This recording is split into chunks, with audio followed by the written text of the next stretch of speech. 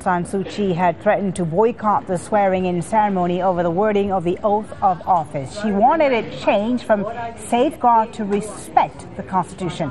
Meanwhile, UN Secretary General Ban Ki-moon has urged the international community to lift sanctions against Myanmar and increase aid.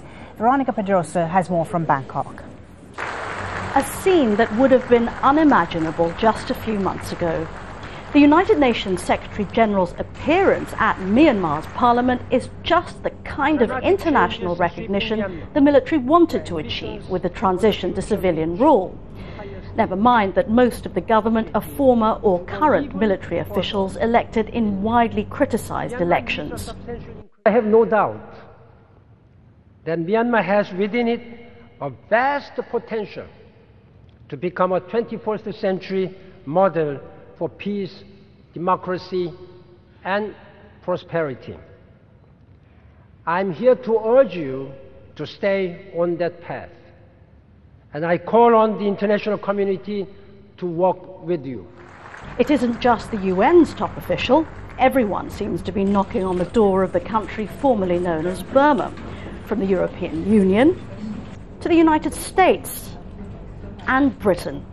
The diplomatic choreography is just one sign of the deeper process of re-engagement between Myanmar and the West. Hundreds of millions of dollars in aid and investment are heading to the country. It is absolutely a gold rush, but in my opinion, that is not going to benefit the ordinary people or the local people, which is not very feasible with this non-democratic system and governance in the country. So what's the big attraction? Well, the Western nations are far from the first to come to Myanmar's shores to profit from its abundant natural resources. A multi-billion-dollar deep sea port and industrial zones being planned here, backed by Thai and Japanese money.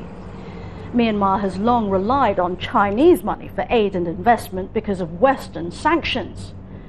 Gas, minerals, and timber are just some of the lures for a much bigger rivalry between economic powers to fuel economic growth. Behind the spectacle of diplomacy, Myanmar is a theatre of competition for natural resources, at the same time as it's going through a difficult political transition. Experts say that's why there's such a rush by Western nations to catch up with Chinese and other Asian nations to make a stake in the country, even though the people themselves may not be really ready for the great Burmese gold rush. Veronica Pedrosa, Al Jazeera, Bangkok.